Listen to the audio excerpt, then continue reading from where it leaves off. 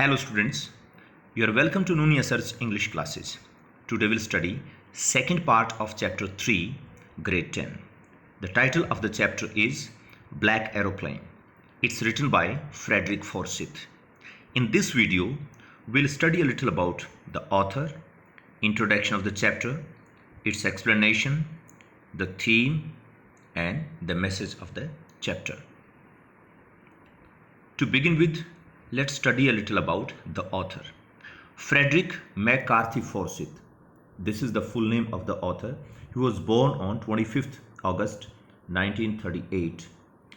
He is an English author, journalist, former spy, and occasional political commentator. He is best known for thrillers such as The Day of the Jackal, The Odessa File, The Fourth Protocol, The Dogs of War, The Devil's Alternative, The Fist of God, Icon, The Veteran, Avenger, The Afghan, The Cobra, and The Kill List. Forsyth's works frequently appear on bestsellers lists, and more than a dozen of his titles have been adapted to film, means they are made into movies. By 2006, he had sold more than 70 million books in more than 30 languages, which shows how great stature he is having. Introduction of the chapter. The lesson Black Aeroplane by Frederick Forsyth reflects on how one's judgment gets distorted due to fantasizing and how it creates problems. Means when we use our imagination more than requirement, so obviously something happens which is beyond the reality and it distorts our perception. In this chapter, the narrator is a pilot who is so eager, so curious to meet his family and have a good breakfast that he takes the wrong decision of facing the storm instead of doing the right thing. Miraculously, he somehow manages to escape with the help of a mysterious aeroplane. Now, explanation of the chapter. When the chapter begins, we are told that the moon was rising. We can see over here in the picture too. The stars were shining. It was a bright night, simply speaking. The sky was clear. No clouds were there in the sky. There was full bright moon and twinkling stars. The author was flying Dakota. Dakota is the name of the aeroplane he was flying. And he was flying from France back to his native place, England. And it was 1:30 a.m. The author was dreaming of his holiday and reunion with his family. He wanted to meet after a certain interval. He switched on the radio and communicated the message to the authorities. Paris Control, Dakota DS-088 here. Can you hear me? I'm on my way to England. Over. He communicated the message and waited for the response. From other side, he received the message. The voice from the radio answered me immediately. DS-088, I can hear you. You ought to turn 12 degrees west now. DS-088, over. The other side means the control office, aviation control room, gave him the message about the correct direction.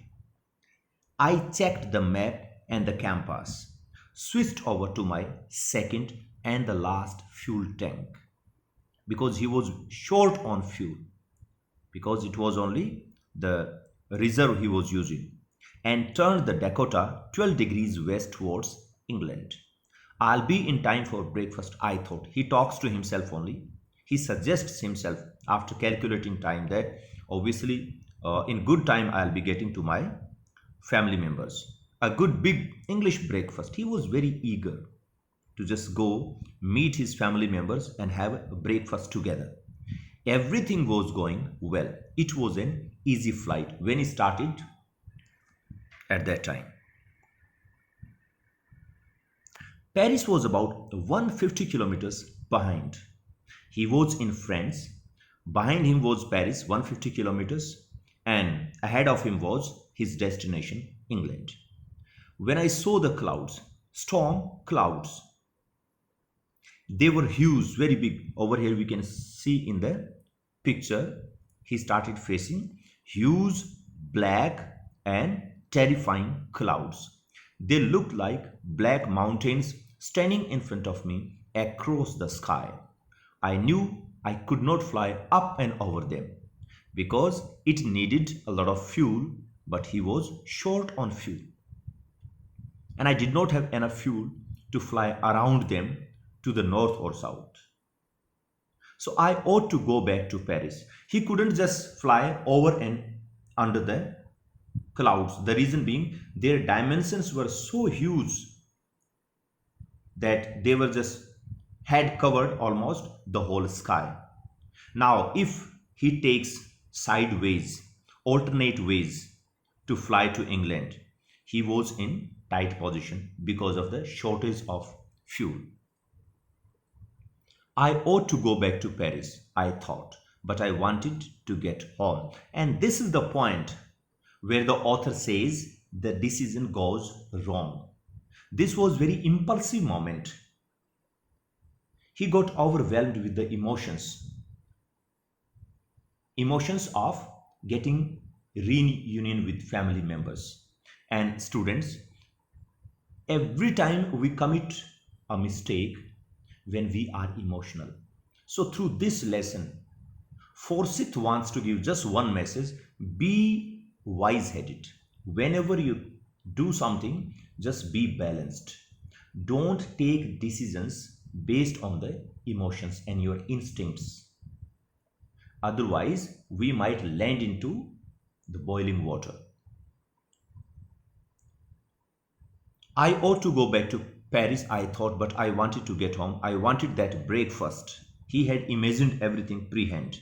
I'll take the risk, I thought, and flew that old Dakota straight into the storm. Here we can see, without giving the single second thought, he moved ahead towards his destination and flew into the dark clouds, which could have been risky definitely.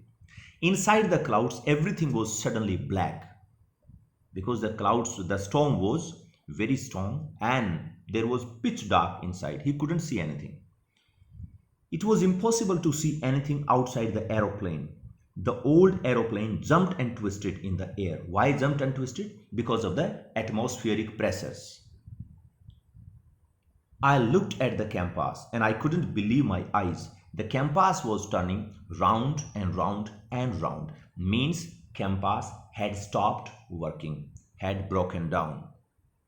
It was dead.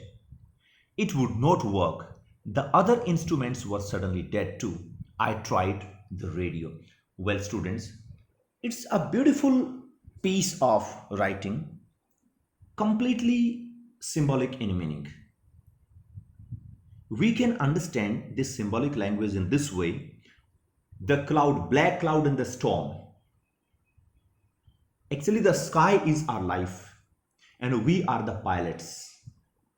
And many times in our life, we face dark clouds, means those situations which seem to be very difficult to crack through, to go through, to pass through. And then we have external sources of help to resolve that situation, that condition, that difficulty and hardship. We depend on the external sources. So radio and compass, all these are the symbol of external resources of help. Then Paris control. Can you hear me? There was no answer. But many times what happened? When we call to people for help, we don't get any response. The external sources which we try to depend on, they fail us miserably. Same happened with this pilot also.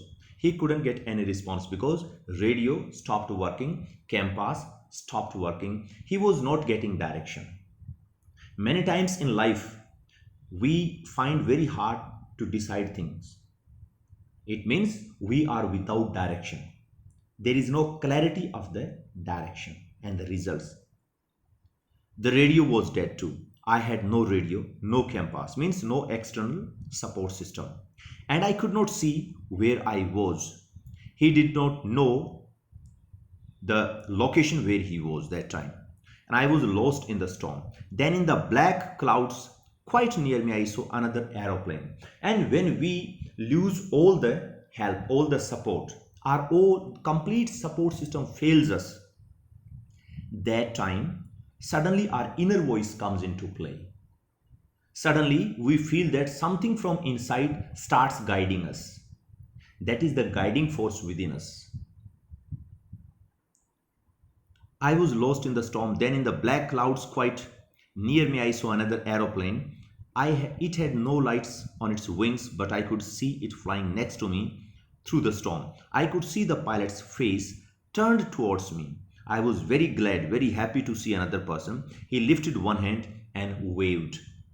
So over here in this stormy night, the pilot gets a companion, rather we can say a good lead, a friend, a well-wisher who wanted to help him out of that black phase, out of that difficult situation and hardship. Many times we feel that we are better guided by our inner voice. So we can correlate the situation this way. Follow me, he was saying. The pilot in the black aeroplane was waving towards him. He was gesticulating, he was making body gestures with the help of his hand and asking him to follow his aeroplane. Follow me, he knows that I am lost. I thought, he's trying to help me. He turned his aeroplane slowly to the north in front of my Dakota so that it would be easier for me to follow him. I was very happy to go behind the strange aeroplane like an obedient child, and says that I precisely followed the instructions given by the pilot of that aeroplane, and like a sincere child, I started following him. After half an hour, the strange black aeroplane was still there in front of me. They continued through the storm for almost half an hour.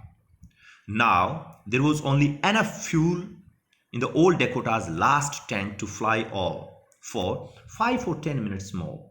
He was about to be finished on his fuel. I was starting to feel frightened again. But then he started to go down and I followed through the storm. Means the aeroplane started to land now. He was going to land. Suddenly I came out of the clouds and saw two long straight lines of lights in front of me. Means a runway, because the runway is always flanked by the electric poles having lights on it, so that the aeroplanes which land can easily see that runway. So he says that I saw the airport was there and runway also was clear in front of me. I was safe. I turned to look for my friend in the black aeroplane, but the sky was empty. When he saw in the clarity of the context, he couldn't find aeroplane, he couldn't find the person who led him out of that storm. There was nothing there. The black aeroplane was gone. I could not see it anywhere. I landed and was not sorry to walk away from the old Dakota near the control tower. I went and asked a woman in the control center where I was and who the other pilot was. I wanted to say thank you. She looked at me very strangely and then laughed. Another airplane? Up there in the storm, no other aeroplane was flying tonight. Yours was the only one I could see on the radar. And these words were just like a thunderclap for the pilot. He couldn't believe in what the lady said. He knew that he followed the aeroplane, and that black aeroplane was responsible for his safe landing. How could the lady say that there was no other aeroplane? So who helped me to arrive there safely without a compass or a radio and without any more fuel in my tanks. He posed question to that lady. Who was the pilot on the strange black aeroplane flying in the storm without lights? He asked to himself also. So in this way we saw, children, that it's a beautiful story but completely symbolic. Means many times when we take decisions and because of that decision we face challenges, so it is our inner voice that comes forward to guide us when we fail or we are failed by the external support system. So black aeroplane over here represents our inner voice. Theme, if we talk about theme, so the story oscillates, shifts, moves between miracle and mystery. The main character of the story is a pilot and he's flying at night in his old Dakota DS-088 aeroplane to travel from France to England. And if we talk about the message, then black aeroplane story conveys the message that courage is guided by faith. In difficult situations, we have two companions, and these two companions are our courage and our faith in ourselves. The pilot of Dakota plane was an experienced flyer, but he also got panicked when he got engulfed into the black storm. Still, he kept trying to reach the safety with the help of guide instruments in his plane. But we know that all those guide instruments, compass, radio, everything failed. And finally, what helped him? His courage and his faith. So that's all for now, children. Hope you got the theme, message and explanation very clear cut about this chapter. We'll see you with the next video. Till then, bye-bye. Take care.